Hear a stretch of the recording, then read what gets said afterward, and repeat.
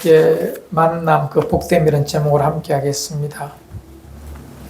사람은 만남을 통하여 그 존재의 의미가 드러납니다. 누구를 만나는가 참 중요합니다. 그래서 이 만남을 소중히 여겼던 이 대한민국 사람들의 서생이라고 말할 수 있는 함스커는 이런 아름다운 시를 남겼습니다. 잘 아시는 글입니다. 읽어드릴게요. 함스컨의 그 사람을 가졌는가라는 그런 글입니다. 잘 아는 말입니다. 읽어드리죠. 말리길 나서는 길, 처자를 내맡기며 마음 놓고 갈 만한 사람, 그 사람을 그대는 가졌는가? 온 세상 다 나를 버려 마음이 외로울 때에도 저 마음이야 하고 믿어지는 그 사람을 그대는 가졌는가? 탔던 배 꺼져가는 시간에 구명대 서로 사양하며 너만은 제발 살아다오 할 그 사람을 그대는 가졌는가? 잊지 못할 이 세상 놓고 떠나려 할 때에 저 하나 있으니 하며 빙긋이 웃고 눈을 감을 그 사람을 그대는 가졌는가? 온 세상의 찬성보다도 아니 하고 가만히 머리 흔들 그 한 얼굴 생각에 알뜰한 유혹을 물리치게 되는 그 사람을 그대는 가졌는가? 소중한 사람을 만나고 싶어하는 함석헌 선생의 글입니다. 여러분에게 그런 사람이 있습니까? 요즘 젊은 사람들 쓰는 말로 베프라는 말이 있습니다. 베프. 베스트 프렌드.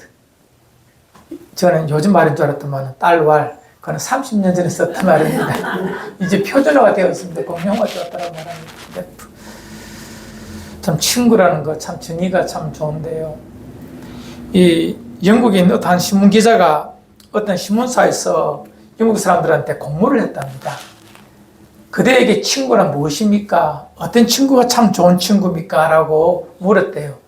몇만 통의 문자가 왔는데 그 중에 가장 인기 있는 세 정의를 설명해 드리겠습니다.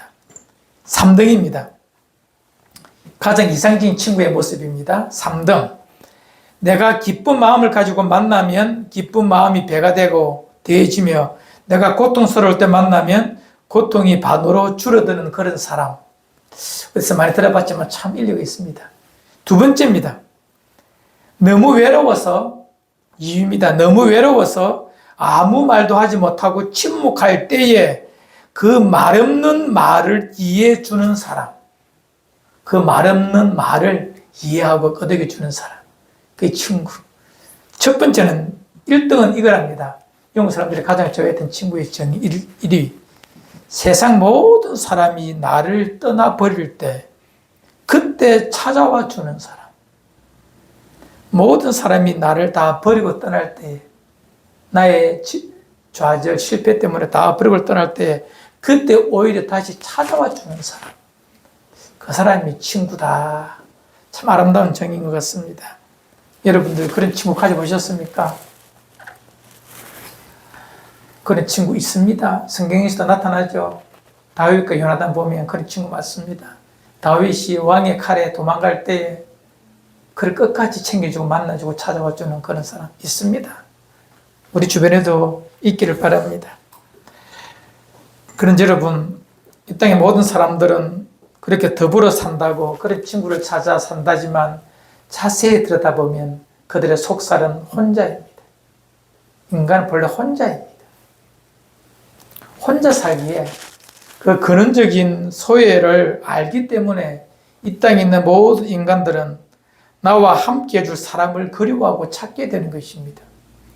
이건 우리가 단순히 듣기 좋은 감성적인 소리가 아니라 성경에서도 그렇게 말하고 있습니다. 창조의 하나님께서 6일에 창조하실 때, 6일 동안 창조하실 때 모든 것을 만드시고 그 뒤에 뭐라고 말씀하시죠? 보시기에 좋았더라. 제일 뒤에 아담을 만들고 보시기에 심히 좋았더라. 좋았더라 밖에 없어요. 토부밖에 없어요. 그런데 하나 보시기에 좋지 아니한 것이 하나 있었습니다. 뭔지 아십니까? 아담이 독처하는 것, 혼자 있는 것. 하나님이 다 주셨어요. 아담에게 지혜도 주셨고 다 주셨습니다. 하지만 인간에게 근원적인 것이 있으니 바로 창조주가 다 채워주지만 0.01% 창조주가 채워주지 못하는 또 무엇이 있다는 것입니다. 뭐죠? 혼자 된 외로움이라는 것입니다.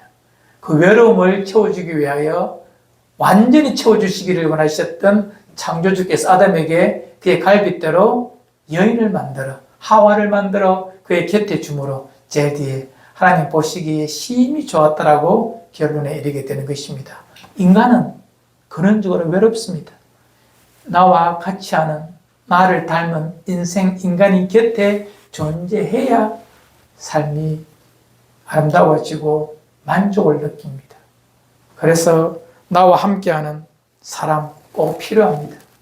그래서 우리는 끊임없이 내 곁에 친구를 두 개를 좋아합니다. 학교에서는 교우도 만들고 나에게 들어 연인도 만들고 결혼도 하고 그래서 남의 편이 아니라 나의 편인 남편도 있고 아내도 있고 그렇습니다. 넓은 의미에서 여러분 내 곁에 있는 모든 사람들 내 인생길의 친구입니다. 자녀도 부모도 남편도 아내도 넓은 의미로서는요 내 곁에 있는 친구입니다. 그런데 이 옆에 있는 친구가 옆에 있는 사람이 어떤 사람이냐에 따라서 내 인생의 색깔이 결정됩니다. 날씨가 결정됩니다. 내 인생의 곁에 누가 있는가 지금. 내 인생이 슬프다. 회색빛. 글루비하다. 서늘하다.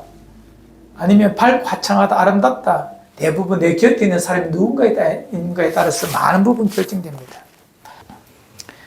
누구를 만나서 내 인생의 봄날, 5월의 아름다움을 누리는 그런 만남도 있고요. 어떤 만남은 참 엄동설한 한겨울의 만남처럼 삶을 애고 슬프고 고통스럽게 하는 만남도 있다는 것입니다. 솔직히 세상은 악하고 약합니다. 맞지요? 이 세상 피조세계는 죄로 말미암아 악하고 약하게 만들어져 버렸습니다. 죄로 말미암아. 그래서 세상은 가인과 아벨이라고 제가 말씀을 드렸잖아요. 약하고 악한 거예요. 그래서 이 악한 인생들은 이 만남을 악하게 이용하는 존재도 있어요. 이게 참 슬픈 인생입니다. 여러분, 그래서 내 인생, 한 인생 개인이 참 복되다, 참 행복하다, 참 내가 잘 살았다, 이런 복된 만남을 우리는 갈망하게 되어 있습니다. 과연 어떤 만남이 있으면 복된 만남이 될까요? 진짜 복된 만남이 되려면 먼저 나를 진짜 사랑해주는 사람과 만나야 합니다. 사랑이란 말이 너무 좀 이렇게 그렇다면 나를 존중해주는, 서로 존중하면서 만나는 만남이어야 그 만남은 아름답고 복됩니다. 여러분 주변에 보십시오. 과연 그가 나와의 만남이 복된가? 그가 나에게 귀한가? 그의 만남과 나의 시간이 만났을 때에 그 만남이 소중한가를 살펴보십시오. 또 소중하도록 만들어 가야 합니다. 그렇지 않으면 그 만남들은 만나면 만날수록 더 아픔만 커질 뿐입니다. 만나는 그 사람이 내게 소중합니까? 그가 나를 소중히 여겨줍니까? 그렇다면 아무 끼니끼리 없이 만나도 둘이 만나서 자판기 커피 하나 빼먹어도 그 만남은 소중하고 복된 만남입니다. 하지만 아무리 큰 호화스러운 집에서 의리한 식당에서 만나서 만난 것을 먹어도 그가 나를 존중히 여겨준다는 마음이 없으면 그 만남은 아픈 것이요. 그 결과는 뻔합니다. 만남이 아름답고 복되기 위해서는 서로 존중해주는, 서로 귀하게 여기는지를 확인해 보십시오. 하지만 사람의 마음이 정이 있어 나 그를 못 버리는데 나 그에게 버림당하면 아픈데 이것 때문에 꾸역꾸역 그 만남을 길게 갈수록 아픔에 슬픔의 골짜기는 더 깊어집니다.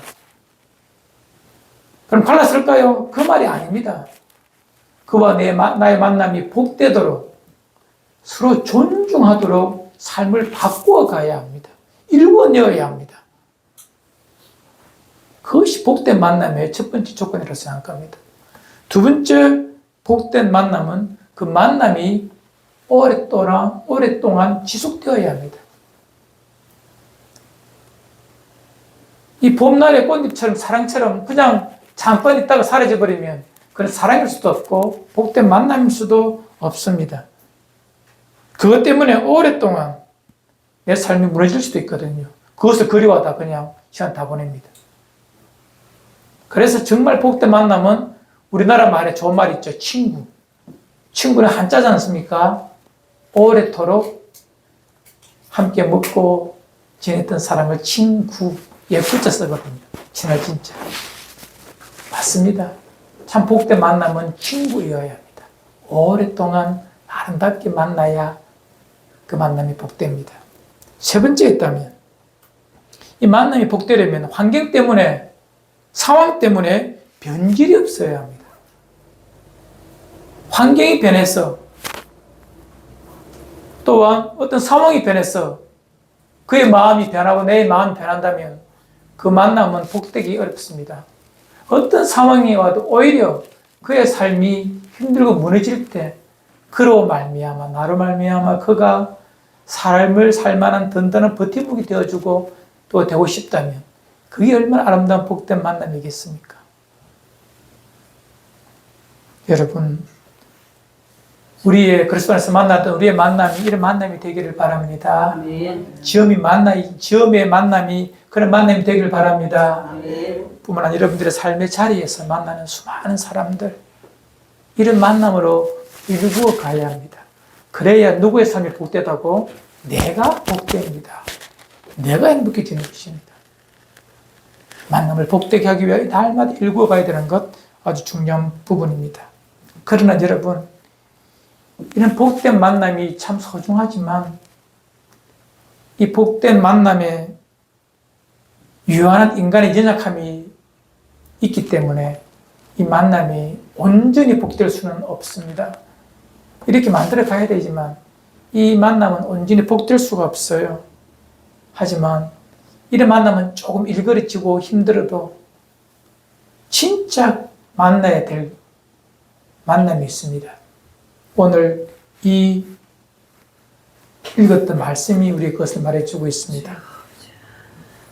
우리 함께 요한복음 15장 13, 14절 오늘 말씀 읽기 원합니다. 함께 읽어요. 시작. 사람이 친구를 위하여 자기 목숨을 버리면 이보다 더 큰 사랑이 없나니 너희는 내가 명하는 대로 행하면 곧 나의 친구라.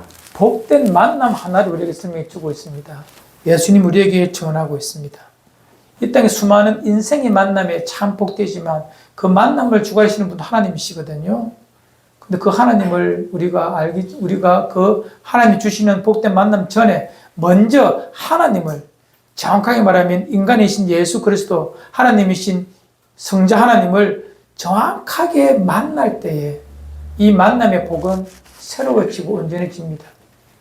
극단적으로 말해서 환경 때문에 사람의 악함 때문에 우리 인간의 만남이 다 무너졌다 할지라도 이 만남은 영원하기에 이 만남을 먼저 새롭게 하고 정확하게 해야 합니다. 그것이 바로 예수 그리스도 그분과의 아름다운 만남입니다. 제가 앞서 세 가지의 복된 만남의 세 가지 조건을 제가 말씀드렸죠. 첫 번째 뭐죠? 나를 사랑해주는 사람, 나를 귀히 여겨주는 사람과의 만남이어야 합니다. 나도 그를 귀히 여겨주고 싶은 사람과의 만남이어야 복되다고 말씀드렸는데 예수 그리스도의 나에 대한 만남은 그러합니다. 그분은 나를 얼마나 귀히 여깁니까? 자기의 생명까지 줄 만큼 나를 소중히 여겨줍니다. 이해할 수 없는 그분의 일반적인 사랑입니다. 여러분, 첫눈에 딱 반한다는 말 들어보셨습니까? 첫눈에 반한다. 안 믿습니까? 저는 믿습니다. 저는 그런 만남을 했거든요. 만나보니까 조금은 아니었지만 첫눈에는 반했어요. 첫눈에 반하면 그때부터 일방적입니다. 그가 날 좋아하든 안 좋아하든 안 중요합니다.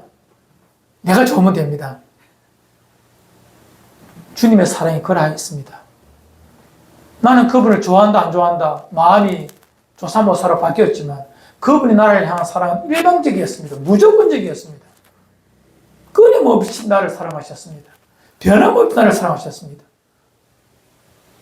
자기 생명도 다 주신 만큼 사랑하셨습니다. 그래서 이 만남은 그분을 만나고 사는 것, 그리고 그분이 나를 친구로 대해주시고 만나주심이 이 얼마나 감사합니까? 이 일방적인 사랑의 만남이 날 향한 주님의 만남의 초청이었다면, 이제 그분을 나의 친구로 삼았다면 나도 그분을 소중히 여기며 귀하게 아름답게 그분과의 만남을 만들어 가시기를 바랍니다. 그것이 인생의 복됨의 첫 번째 아름다운 모습입니다. 로마서 5장 8절에서 이런 말씀을 하고 있습니다. 읽읍시다. 시작. 우리가 아직 죄인 되었을 때 그리스도께서 우리를 위하여 죽으심으로 하나님께서 우리에 대한 자기의 사랑을 확증하셨느니라. 그분이 우리를 만나 주실 때는요, 우리가 그분을 좋아할 때가 아닙니다. 그분이 내가 그분 앞에 욕하기도 하고 그분을 부정하기도 하고 혹 그분에 대하여 반신반의하며 쳐다봤을 때도 이미 그분은 성경에서 내가 죄인 되었을 때 이렇게 변하고 있는데, 연약할 때 그분은 나를 위하여 죽어주셨으니 그분의 사랑은 참으로 나를 존귀해 주시는 아름다운 사랑이고 만남이 있습니다. 두 번째 만남이 복되기 위해서는요, 이 만남이 오랫동안 되어야 된다고 말씀을 드렸습니다. 맞죠? 호련히 사라지는 그런 만남이 아니라 온전한 만남이 되기 위해서는요, 오늘도 그리고 내일도 영원까지 만남이어야 합니다. 인생은 그런 만남이 될 수가 없습니다. 왜? 아무리 사랑하는 부모라도 시간 되면 이별을 하게 되어 있습니다. 이 땅의 모든 만남은 이별을 그 전제로 합니다. 이별을 준비하고 만나는 것입니다. 하지만 이 만남은 이별이 없습니다. 영원한 만남이기에 이 만남은 완전한 나의 행복이요 복됨입니다. 여러분 믿으시죠? 아멘. 그리고 환경이 변해도 어떤 상황이 변해도 그분은 나를 버리지 않습니다. 어떤 상황이 나를 망가뜨려도 이 친구로 이 만남은 절대로 변화되거나 무너지거나 사라지지 않습니다. 요한복음 10장 28, 29절 우리 함께 읽읍시다. 시작. 내가 그들에게 영생을 주노니 영원히 멸망하지 아니할 것이요 또 그들을 내 손에서 빼앗을 자가 없느니라. 그들을 주신 내 아버지는 만물보다 크심에 아무도 아버지 손에서 빼앗을 수 없느니라. 아무도 우리와 그분과의 이 아름다운 동행과 만남을 바꾸거나 변개시키거나 무효화 못 시킨다는 것입니다. 사랑하는 여러분, 이 주님과의 오랜 친구로서의 만남을 아름답게 일고 가기를 바랍니다. 이 만남이 되면, 이 만남이 주인 되신 복의 근원이신 하나님께서 이 만남을 통해 정말 너무나 아름답게 우리를 삶을 복되게 하십니다. 여러분, 복의 근원이신 예수 그리스도 하나님을 믿으십니까? 아멘. 그분이 내게 안 좋은 것을 주실 리가 없습니다. 그분과의 좋은 복된 만남을 만나 간다면 하나님은 끊임없이 우리에게 좋은 것으로 아름다운 것으로 우리에게 만나게 해 주실 것입니다.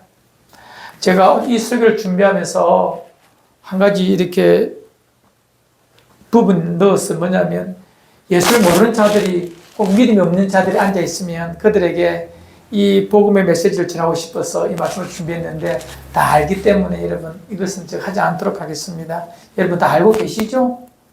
예수 그리스도를 만나야 된다는 것. 어떻게 만날 수가 있죠?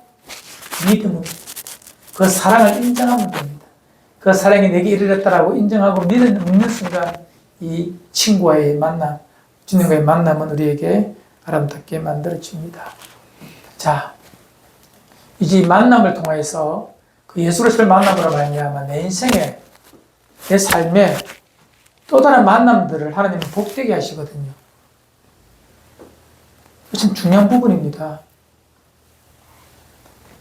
이 만남들을 통해 하나님은 참으로 우리 삶을 복되게 하시고 분지게 하십니다. 한 사람 소개해 드리겠습니다. 이 사람은 시각장애인으로서 살다가 67살에 돌아가셨습니다. 좀 일찍 돌아간 편이죠. 하지만 그의 삶은 참 복됩니다. 아름답습니다. 그의 삶이 얼마나 복되었던지 그가 이 아내에게 보낸 편지가 있습니다. 그가 췌장암으로 죽거든요. 돌아가셨는데 돌아가시기 전에 그가 사랑 아내에게 보냈던 모습을 글을 편지를 읽어드릴게요. 얼마나 그가 아름답게 삶을 살았는가를 알 수 있습니다. 읽어드릴게요. 이 사람이 누구냐면 여러분 잘 아는 강용호 박사입니다. 읽어드릴게요.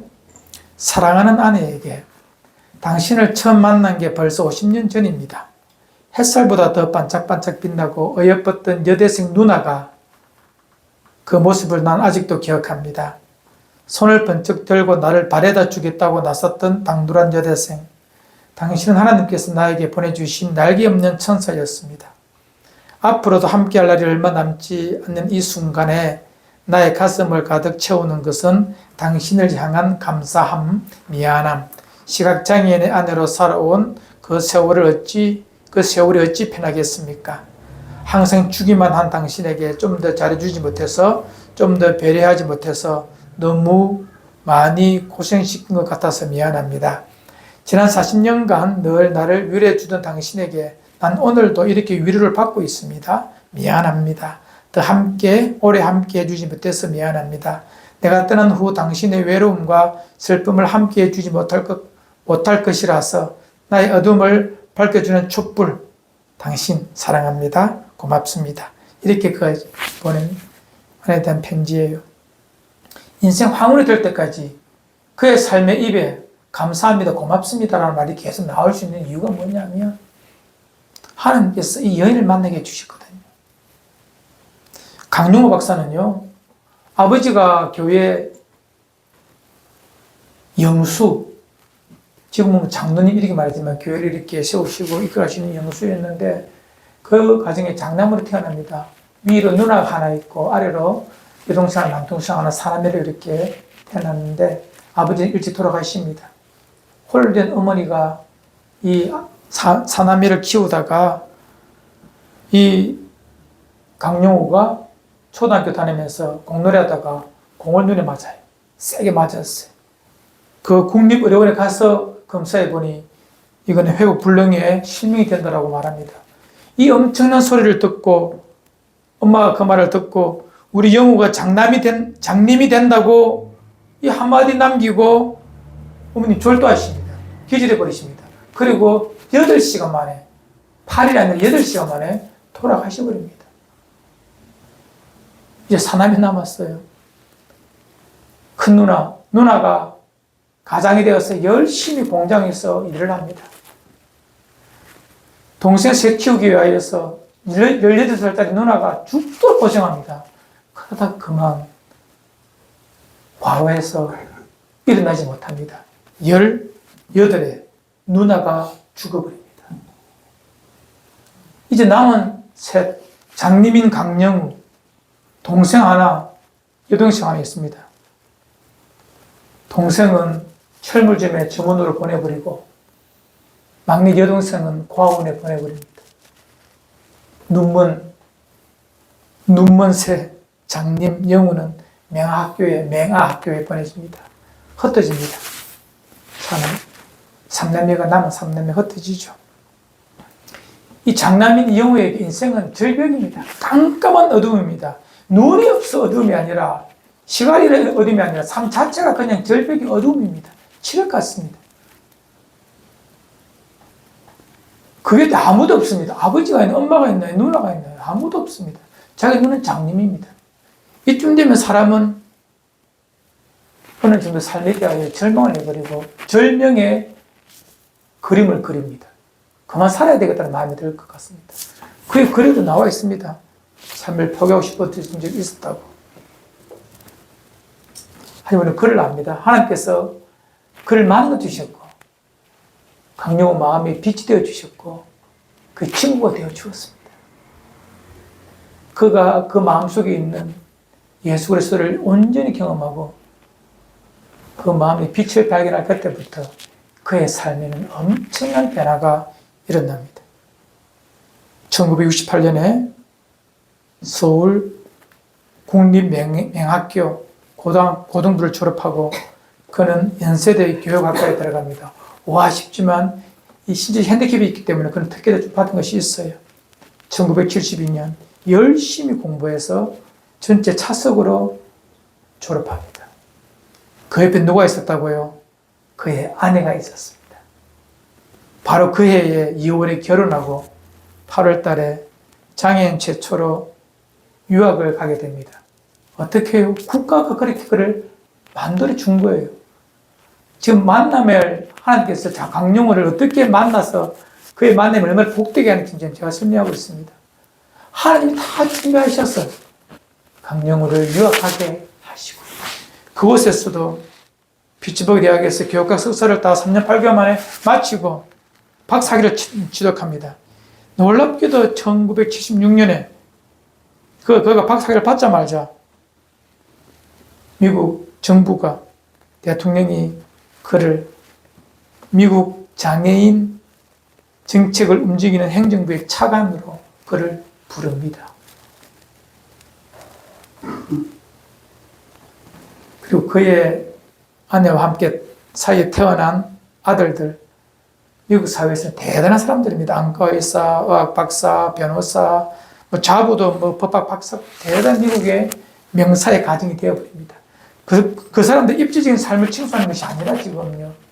강용을 한 인생에게 만나 주셨던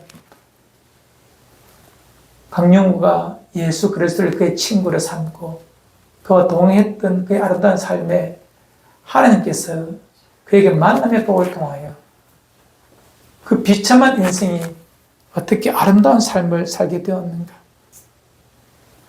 그의 마지막 책에, 그의 책의 책 제목이 이렇습니다. 그가 남긴 책 제목이 빛은 내 가슴에.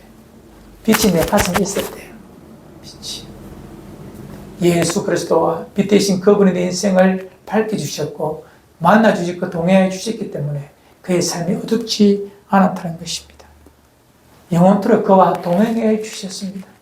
마지막 죽는 그 순간까지 함께했던 자들에게 고맙습니다, 감사합니다라고 말할 수 있는 것이 뭐냐? 혼자 버려져버린 장님에게 만나주신 하나님, 그와 동행하시는 주님을 그 알았기에 그의 삶이 망가지지 않고 오히려 아름답게 빛난 이유는 그가 참 친구이신 예수 그리스도와 만나고 그 복됨을 누리는 인생이 되었기 때문에 그렇습니다. 여러분, 이 땅을 살아가면서 진짜 어렵습니다. 그냥 힘들어요. 사람 만나는 것도 어려워요. 목회를 할수록 더욱더 그 어려움은 다음을 느낍니다. 인간 만나는 것이 얼마나 두려운지 힘든지. 그러나 날마다 그 만남의 주인이신 주님을 의지한다면 내가 주님을 따라 만나면서 그렇게 아름답게 살아왔던 것처럼 내 삶의 자리에서도 오늘 이것도 말씀처럼 내가 내 계명을 지키면 내가 내 계명대로 행하면 나의 친구라고 말씀했잖아요. 14절에 사랑하면서 그의 새 계명은 내가 너희를 사랑같이 서로 사랑하는 사랑의 계명이거든요. 서로 사랑하면서 살면서 아름답게 살아간다. 우리의 삶이 기름지지 않을 리가 없습니다. 그와 나의 만남이 복되지 않을 수가 없습니다. 아름답게 서로를 사랑하면서 여러분의 만남을 잘 읽고 가기를 바랍니다.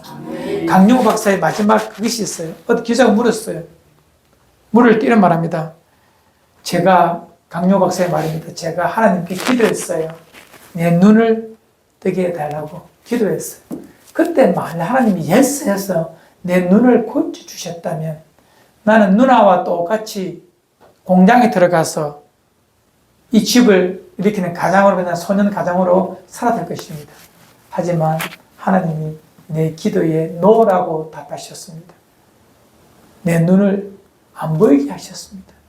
그것 때문에 내가 사랑하는 아내를 만나게 되었고, 공부하게 되었고, 미국에 가게 되었고, 이렇게 삶을 살게 되었습니다. 라고 말합니다. 참 제시해 주시는 메시지가 강합니다. 우리는 종종 완전해야, 건강해야 무엇이 된다고 생각하지만 아닙니다. 나의 참 친구 되신 예수 그리스도께서 나를 인도하시는 곳이 가장 내게 복됨을 여러분 믿으시길 바랍니다. 환경은 안 변합니다. 하지만 그분과 동행하는 것은 절대 붙잡고 가셔야 합니다. 그때 나의 삶이 복되고 나 환경의 모든 자들의 삶이 복되어지는 것입니다. 힘듭니까? 친구에게 늘 이렇게 다가서면 됩니다. 친구는 오늘도, 친구이신 주님은 오늘도 우리에게 이렇게 말씀하십니다. 수고하고 무거운 짐진 자들아 다 내게 오라. 내가 너희를 쉬게 하리라. 친구 곁에서 쉼을 얻으며 그분과 함께 인생을 또박또박 동행하여 걸어가는 여러분들의 인생 날 되기를 주 이름으로 축원을 드립니다. 아멘. 우리 함께 기도해 봅시다.